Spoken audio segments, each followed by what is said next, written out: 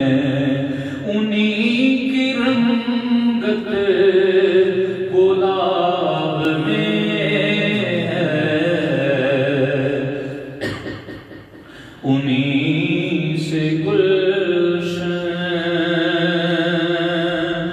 مہک رہے ہیں، انہی کی رنگت گلاب میں ہے۔ زمانہ تاریک ہو رہا ہے کہ مہر کب سے نقاب میں ہے۔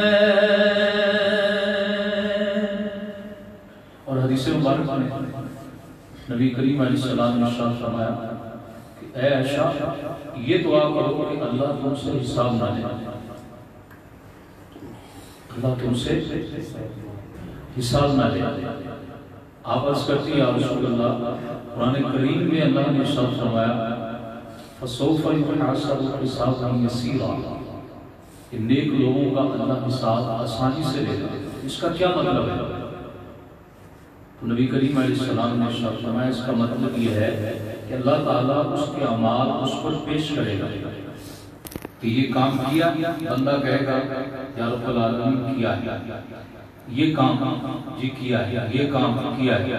اس کو کہتے ہیں پیش کرنا، اعمال اس کے پیش کیے جائیں گے اور اللہ تعالیٰ پوچھتا جائے گا اور اس کو معاف کرتا جائے گا۔ یہ ہے آسانی سے حساب۔ اور جس سے اللہ نے پوچھ لیا کہ یہ کیوں کیا، من نوقش فی الحساب فعل، کہ جس سے حساب میں مناقشہ ہو گیا، مناقشے کا مطلب یہ کیوں کیا، یہ کام کیوں کیا، کیوں کا جواب نہیں ہے رب کے بارے میں۔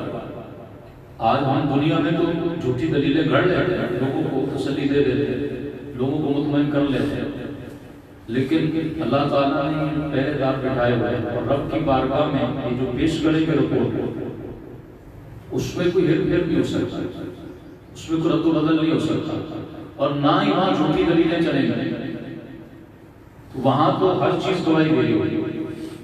تو اس لیے فرمایا کہ اللہ جس سے مناقشہ کرے وہ مارا گیا، اور حساب یہ ہے کہ اللہ تعالیٰ اس کے اعمال اس کو پیش کر کے اللہ تعالیٰ یہ فرمائے کہ تجھے معاف کیا۔ یہ ہے آسانی سے حساب۔ تو اعلیٰ حضرت امام علیہ سنت عرض کر رہے ہیں رسول کریم کی بارگاہ میں کہ یا رسول اللہ ہم سے حساب نہ ہو، کیونکہ اگر ہم سے حساب ہوا تو ہم مارے جائیں گے، ہم حساب نہیں دے سکتے۔ تو آپ عرض کرتے ہیں کریم اپنے کرم کا صدقہ لئیم بے قدر کو نشرنا،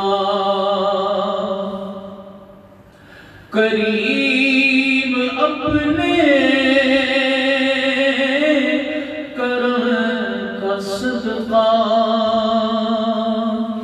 لئیم بے قدر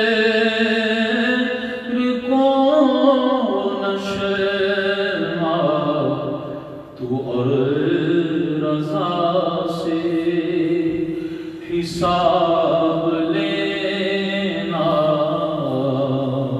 تو اور رضا سے حساب لینا،